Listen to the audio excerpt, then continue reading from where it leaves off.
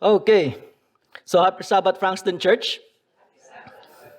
So today's message will just be a short one, and yeah, hopefully God impresses us with the truth He has for us today. So, what is currently being celebrated in the world today? Easter. Okay, and what do you think the answer you will get if we will go outside and ask people, what do you think about the Easter?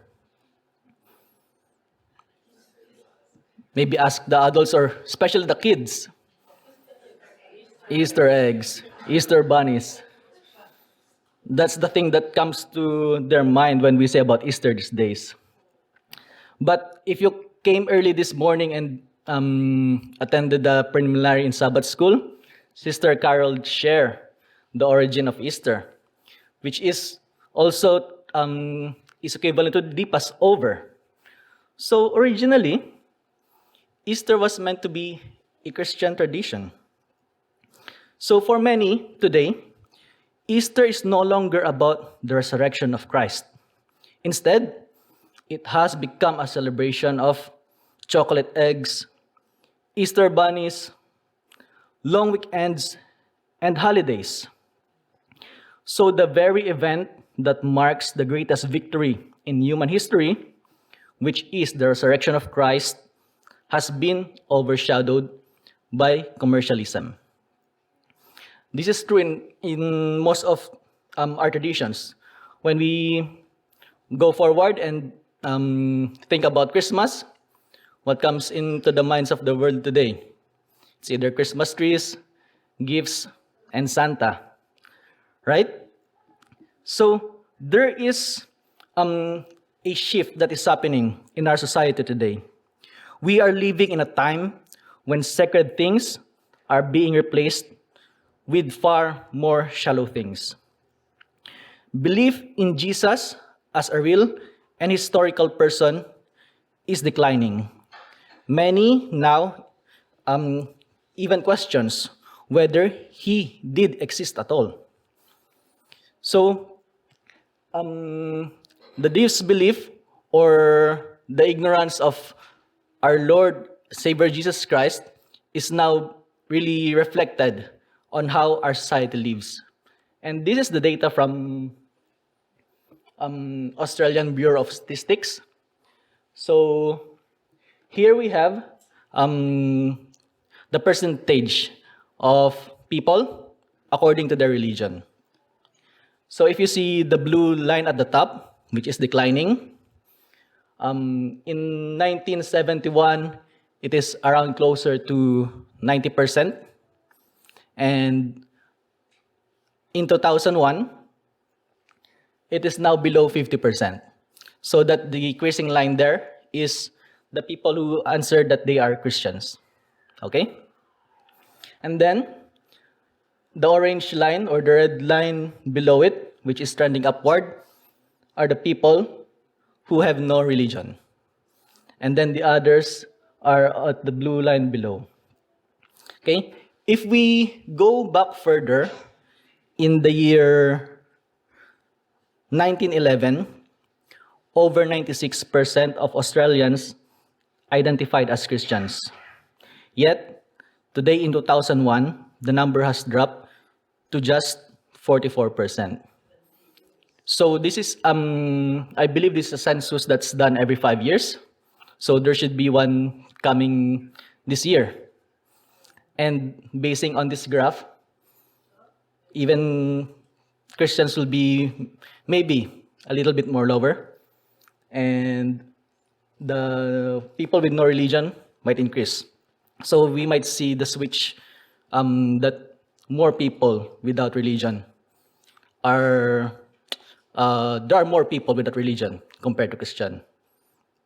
So this means that we are no longer living in a predominantly Christian nation, but instead we are in a post-Christian society. So this is a very alarming stats for us as Christians who are tasked by Jesus to spread the good news to the people around the world.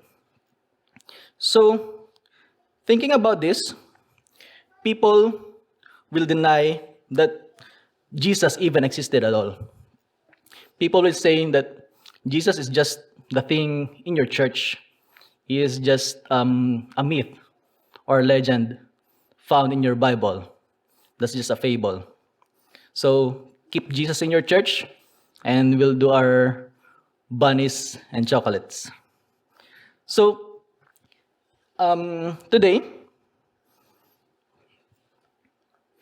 we will be discovering Jesus through the evidences that is found outside of the Bible. So we've got some proofs that Jesus is not only a thing that we do at church, we learn about at church. Jesus is not only someone who is found in the Bible. Jesus really existed. He came here to this earth. He mingled with the people, and people witnessed that Jesus indeed is the Son of God.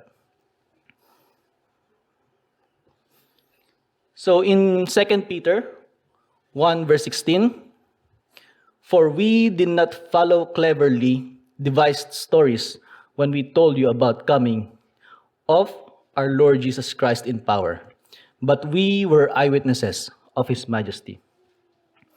So Peter here is stating that he did not just follow blindly, yet he witnessed and see with his own eyes the actions that Christ did.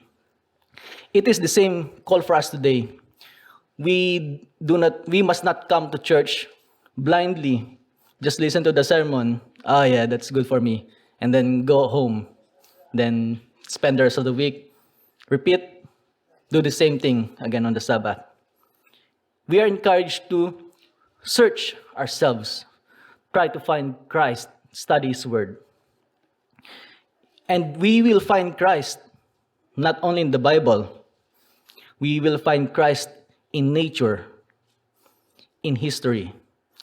And this morning, we will be looking at archaeological and historical findings that proves that Christ indeed came to this earth. So first one we have is the Galilee boat. So in 1986, fisherman Moshe and Yuval Lufan on the northwest of shore of the Sea of Galilee during a severe drought discovered this first century boat. So this boat reflects what the fishermen used during the first century. Thank you. So Jesus and disciples, even though without direct evidence that this is the boat that they used, this is significant because of the typical vessels used by fishermen in the region during the time of Jesus. So this shows how the fishermen lived, and it coincides with what is written in the Bible. We know many stories of Jesus being in the boat, where he sometimes used to preach in the boat, and he also went fishing with his disciples. So this one item coincides with the truth that Jesus indeed came here and went in the Sea of Galilee.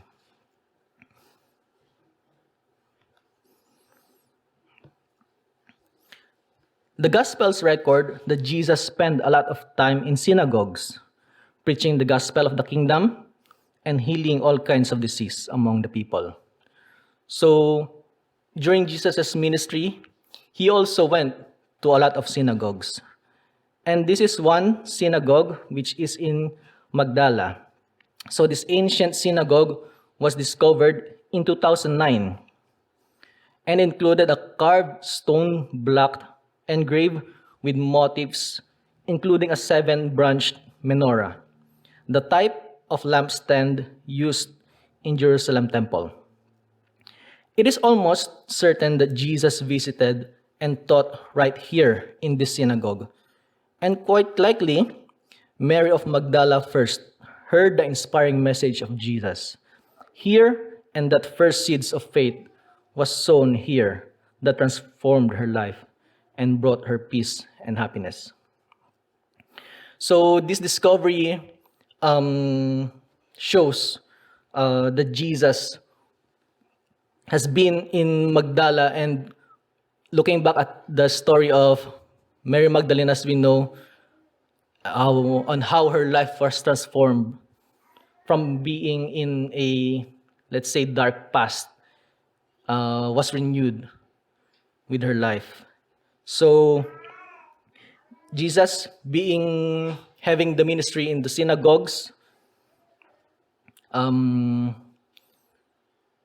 shows and proves that he cares for us and that he came to minister to his people, both in the city, in the sea, and even in the synagogues.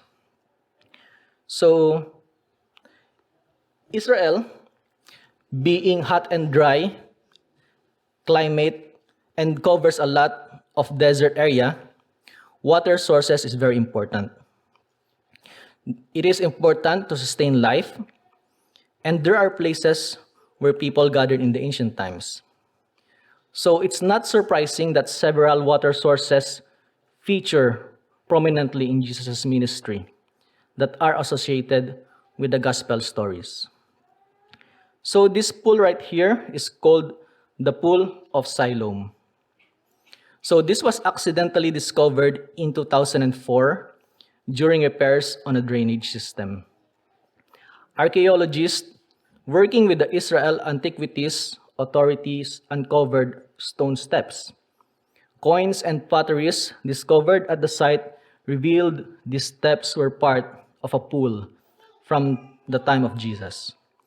Other evidences soon identified it as the actual Pool of Siloam. So the Pool of Siloam is mentioned in the Bible in John 9:7. This is when Jesus healed the blind man, put clay in his eyes, and asked him to go wash in the Pool of Siloam. So he went and washed, and he came back seeing. So during Jesus' ministry, the healing ministry is one big part of the ministries that he did when he came to this earth. And instances like this even happened on a Saturday, which is a taboo for the Jews. But this just shows how Christ deeply cares for those who are in need. Another miracle and a water source that we could see in the Bible is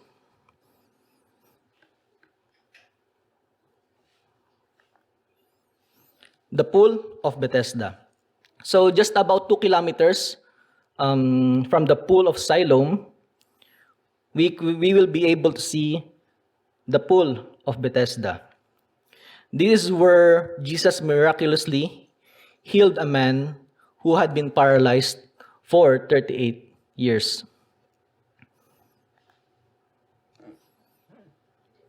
So in John 5:1 and 2, it says there, after this, there was a feast of the Jews, and Jesus went up to Jerusalem.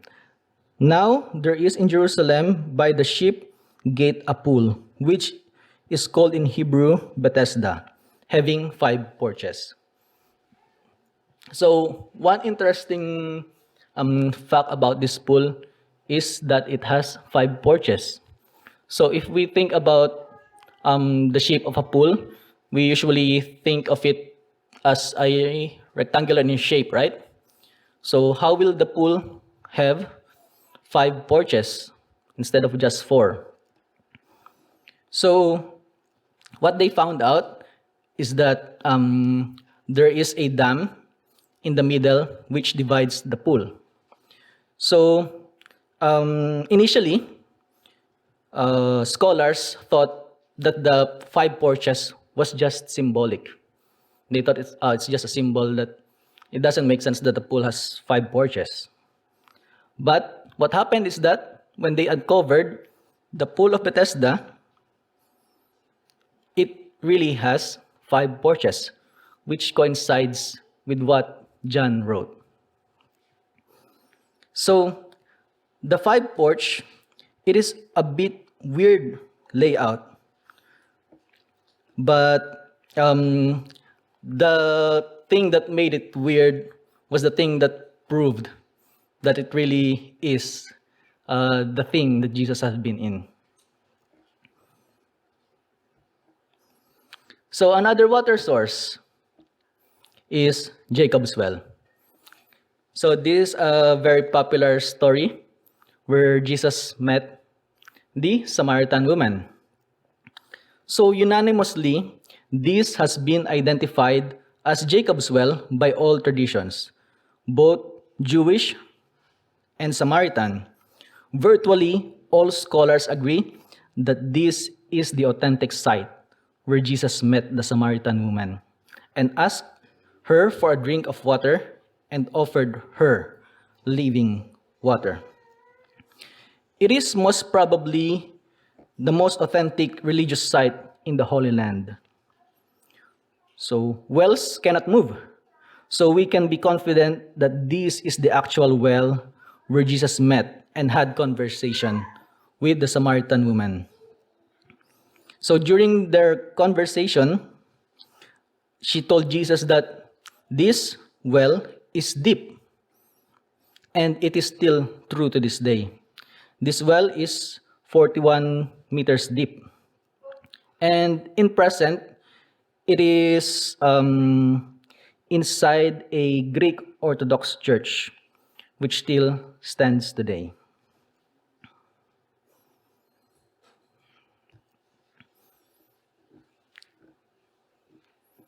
Another item that proves the story of Jesus in the Bible is this ossuary. So what is an ossuary? This is a box that is used to contain the bones of a deceased man.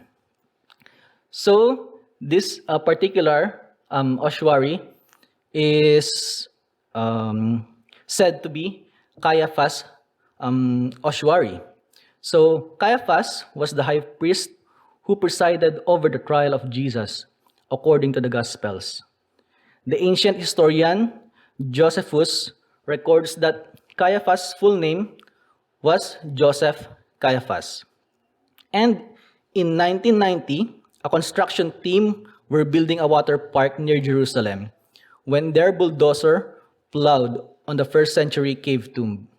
So in that tomb, there are stone ossuaries, and one of them was particularly a bit more nice.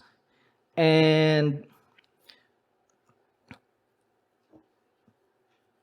after some years, the skeletal remains were removed and placed in ossuaries. So one of the ossuaries was very ornate, and inscribed in this ossuary was Joseph, son of Caiaphas. And inside this bone box is a 60-year-old man dating from the first century. So scholars are certain that these remains of Caiaphas involved in the trial of Jesus as recorded in the New Testament. So this ossuary contained, written on it was the name of Caiaphas. And dating it back, it coincides with it existing in the first century, which is during Jesus' time.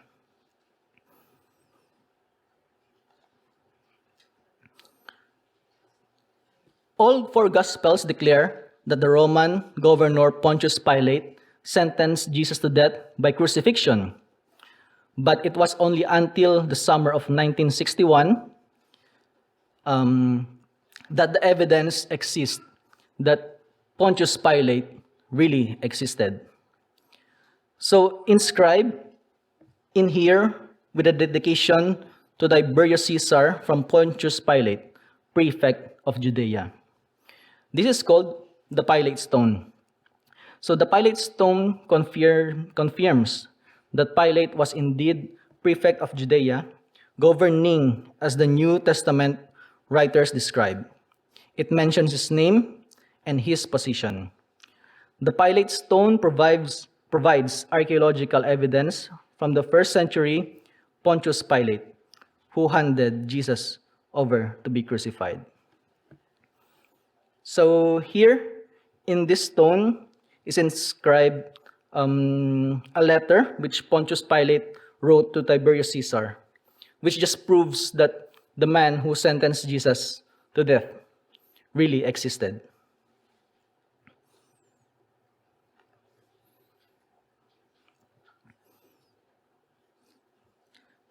And now this one is particularly interesting.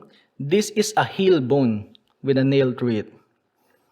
Crucifixion is probably the most brutal and torturous death penalty ever devised by man. The Romans perfected crucifixion as punishment designed to maximize pain and suffering. In the history of crucifixion, Jesus' story is the most that stands out and to be the most popular by far. But we never see remains of any crucifixion up until the 1968, when the archaeologists excavated this heel bone.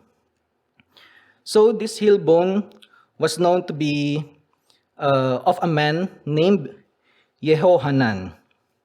So he was a crucified man, and in the ossuaries, they uncovered was found a heel bone with the nail still attached to it. So the heel bone of the crucified man affirms the description of Jesus' crucifixion in the New Testament.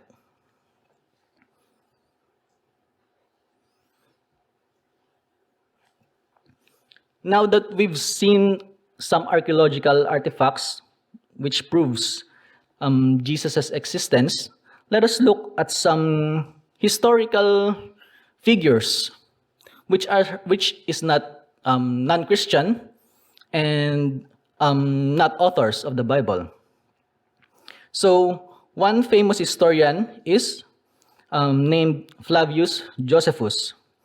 So he is a Jewish historian who defected the Romans and became one of the most prominent historians of the first century, who affirms that Jesus was called Christ and that his brother was James. So in his writings, he says here, at this time there was a wise man who was called Jesus, and his conduct was good, and he was known to be virtuous.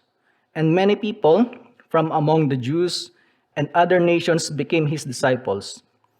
Pilate condemned him to be crucified and die, and those who had become his disciples did not abandon his discipleship.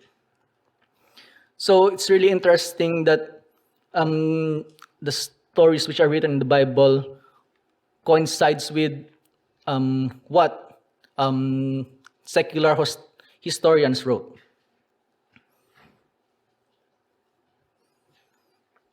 Another man is named Tacitus. So Tacitus is considered a reliable, independent, non-Christian source confirming the existence of Jesus and the timing of his death. So in his writings, we can find some points which proves that Jesus really existed. So there we could see that the followers of Jesus, he called them Christians, were named for Christus, which is the Anointed One. Christus suffered extreme penalty during the reign of Tiberius at the hands of Pontius Pilate. Judea was the location where widespread faith in Jesus began, and by 64 AD had already taken hold of Rome. And last historian here is Pliny the Younger. So Pliny the Younger was a Roman governor who lived from 61 to 113 AD. He wrote a famous letter to Emperor Trajan in 112 AD describing practices of early Christians. He says there that he observes the believers found themselves by oath avoid crimes which as fraud, theft, adultery, and perjury. He reported that the Christians were willing to face execution rather than recant their faith in or curse Christ. And Pliny also explicitly stated that he found Christians to be guilty of no actual crimes, yet he executed those who persisted in their refusal to worship the Roman gods. So, even historians and history coincides with what is written in the Bible, what the people during Jesus' time experienced.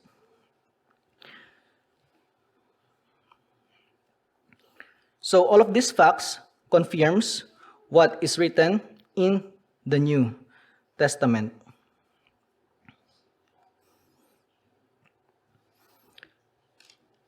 It is interesting to learn that the story of Jesus is something not only found in the Bible or something that is just made up religion. It is something that really occurred. Jesus really came down to this earth and lived among men. So, now that the evidence is in, what is your verdict? Believers call him Son of God. Skeptics may dismiss him as mere myth or legend. But now, archaeologists are digging here and in the Holy Land, and historians diligently researching are sifting fact from fiction. And the reality that is overwhelming weight of evidence supports that the New Testament says about Jesus is true. So every hint of archaeology and history confirms the New Testament record regarding Jesus. The more we dig up, the more confirmation we find for everything the Bible says about Jesus. In fact, there's more archaeological proof of Jesus' existence than any other person from ancient history. So, the evidence of Jesus' existence is so overwhelming that no serious historian today, both Christian or atheist, questions the existence of Jesus of Nazareth and the fact that he is a real historical person. So, there's no doubt about it. Jesus is absolutely real. I believe most of us here today in this church already believes that Jesus is real. So, what does this mean to us? What are we going to do with this Jesus that we know? This is the struggle of all of us as people here on earth. We struggle with that question, the question of what we are going to do with Jesus. Well, Judas, what he did was betrayed him. Herod, he mocked him. And Pilate's wife said, avoid him. And Pilate sentenced Jesus to death. So, I will leave every one of us here with a challenge today that Jesus is seen not only in the Bible, but also through history and archaeology. And we are just left with a question. Because of this belief, what will we do with it? Our Father in heaven, our dear Lord, our God, we want to thank you for revealing yourself to us today. May this revelation bring transformation in our lives, dear Lord. May this revelation give us enthusiasm to preach the gospel to others who have not known you yet. And may this revelation give us hope and peace as we wait for your soon return. This we all ask in the loving name of Christ, our Lord and Savior. Amen.